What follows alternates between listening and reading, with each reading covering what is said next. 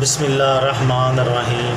لاکھوں درود پاک حضرت محمد صلی اللہ علیہ وسلم اور آپ صلی اللہ علیہ وسلم کی آل پر۔ السلام علیکم، میرا نام افتخار احمد ہے اور آپ میرا یوٹیوب چینل نالج دیکھ رہے ہیں۔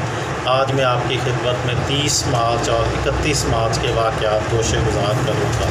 30 مارچ 1842 کو دنیا میں پہلی بار ایتھر کو کسی آپریشن کے دوران بے ہوش کرنے کی دوا کے طور پر استعمال کیا گیا۔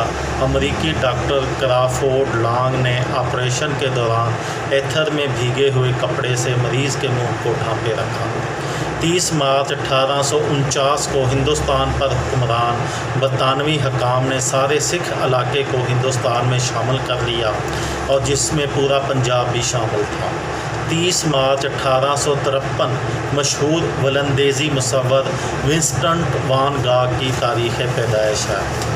30 مارچ 1855 کو افغانستان کے حکمران نادر شاہ نے 12 برس کی جنگوں اور جھڑپوں کے بعد ہندوستان کے حاکم برطانویوں سے دوستی اور امن کا معاہدہ کر لیا۔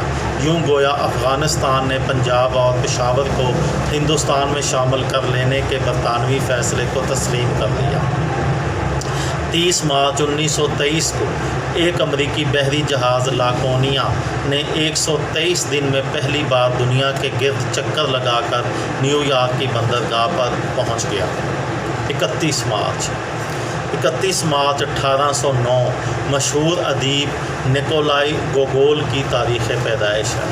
31 مارچ 1889 کو فرانس کے دارالحکومت پیرس میں وزیر اعظم ٹیراڈ نے ایفل ٹاور کا افتتاح کیا، جو اس وقت دنیا کی بلند ترین عمارت تھا۔ 984 فٹ بلند ایفل ٹاور کی تعمیر میں 2 سال صرف ہوئے۔ یہ ٹاور مشہور ماہر تعمیرات الیگزینڈر ایفل نے ڈیزائن کیا۔ الیگزینڈر ایفل نے ہی اسٹیل کا وہ ڈھانچہ بنایا تھا جس پر امریکی مجسمہ آزادی تعمیر کیا گیا۔ 31 مارچ 1896 کو امریکی شہر شکاگو کے ایک معجد واحد قوم جڈسن نے ایک نئی ایجاد کے حقوق اپنے نام پینٹڈ کروائے، جس کا نام clasp locker and in locker for shoes. آج ساری دنیا میں اس ایجاد کو زپ کے نام سے جانا جاتا ہے۔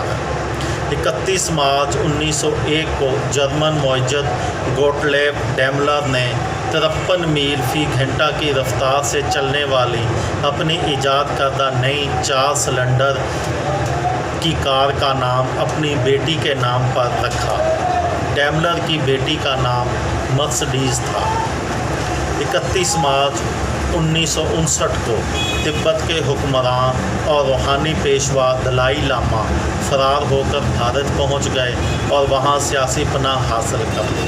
انہیں 1940 میں 14واں دلائی لاما بنایا گیا تھا۔